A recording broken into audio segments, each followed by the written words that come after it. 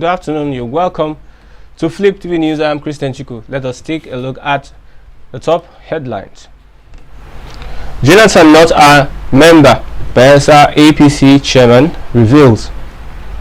On 23 elections, ex-presidential candidate Olufalaye says elections may not hold. Saraki officially declares for presidency. Akpabio resigns as Malami, others remain silent. Now to business. 52,000 ships docked in West Africa in 2021. That's from an agency. Now to sport. Inter Milan rose Italy. Let's take a look at the news in detail. The Bayelsa state chairman of the All Progressives Congress, Dennis Otiotio, has said that the former president, Goodluck Jonathan, is officially not yet a member of the APC in the state, according to information emanating from Bayelsa. According to him, Jonathan could only join the APC if he had been formally granted a waiver by the national chairman of the party, Adamu Abdullahi. Otiotio spoke amid speculations that the former president had joined the APC in his Ogbia ward in Bayelsa. He said, "I think the person you people should be asking the question is the national chairman of the party. You should be the one to grant him, Jonathan, the waiver. As of now, he has not officially joined our party. Ask the national chairman if he has granted him a waiver." The state APC chairman, however, described Jonathan as a big fish and an elder statesman. On presidential elections 2023, former presidential candidate, former secretary to the federal government and Minister of Finance, Chief Olufalaye, has said he's not sure the 2023 election will hold and that Nigeria is progressing into anarchy. In his word, he gave this narrative that if anyone becomes the president, where will he start?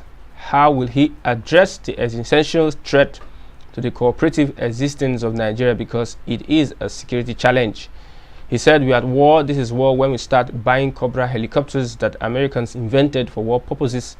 So we are at war. We have been using euphemism to deceive ourselves. We didn't call terrorists, we call them bandits, as if that would take the edge off the evil they are doing. So we are in a state of an undeclared civil war ravaging the northern part of Nigeria. So where do you want to start? A train was going to Kaduna for the first time in our history. The train was bombed, passengers were killed, and about 100 others were kidnapped and taken to a forest. What shocked me was that the Kaduna state governor said, 'We know where the terrorists are, we know who they are.' If those two statements are true, then the inevitable question is, why are they still there? Why are they not all dead? If we have a government in Nigeria, then it is supposed to guarantee the safety of lives, the well-being, and the security of the citizens. They started negotiating with terrorists, and those ones are asking for the release of their leaders so that they can go back to do more havoc. This isn't very pleasant. It is obscene. I don't want to get worked up because I'm now of advanced age. Still, these things have made me be on quiet side because what needs to be done is clear, and from what we read and what we hear, the government seems not to have the wherewithal to do what needs to be done." Now to Saraki. Former Senate President Bukola Saraki on Thursday officially declared for the presidency, saying next year's elections present Nigerians an important opportunity to choose hope over hopelessness.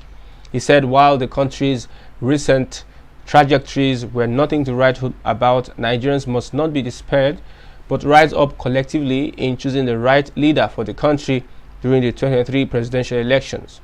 The former Kwara State governor stated this at his presidential media parley in Abuja on Thursday. He said, "This is not the time to surrender while in despair. We must rise above the division that keeps us apart.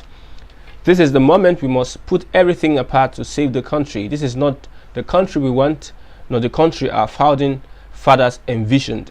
He added that he will invest in skill acquisition for youth, ensure all security personnel is well remunerated, tackle insecurity, and provide favorable healthcare packages for Nigerians, amongst others. The People's Democratic Party aspirant also promised to develop policies that will keep professionals in the country and prevent brain drain. On Akpabio, the Minister of Niger Delta Affairs, Godswill Akpabio, has resigned from the cabinet of the President, Major General Muhammadu Buhari.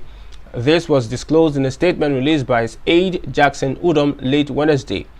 This is as the media aide to the Minister of Justice and Attorney General of the Federation, Jibrilu Gwandu, kept mum on the resignation plans of his principal, Abubakar Malami SAN, who has picked up the governorship form for Kebbi State under the ruling All Progressives Congress.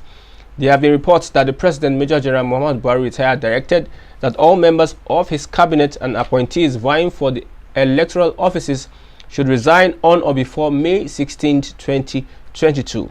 The order, which came on Wednesday, was announced during the Federal Executive Council meeting and presided over by the President at the Council of Chambers of the State House, Abuja. Our attention has been drawn to mischievously written news stories making the rounds by paid agents of some politicians that the leading presidential aspirant, Senator Godswill Akpabio, has purportedly withdrawn from the presidential race. This is a joke carried too far. This is certainly the handiwork of those who are scared of contesting against Senator Godswill Akpabio.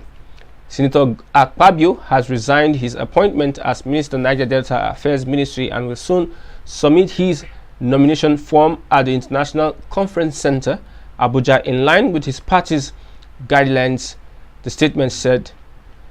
So far, other ministers who have resigned include the Minister of Science and Technology, Ogbonnaya Onu, and the Minister of State for Education, Chukwuemeka Nwajuiba. Now to business.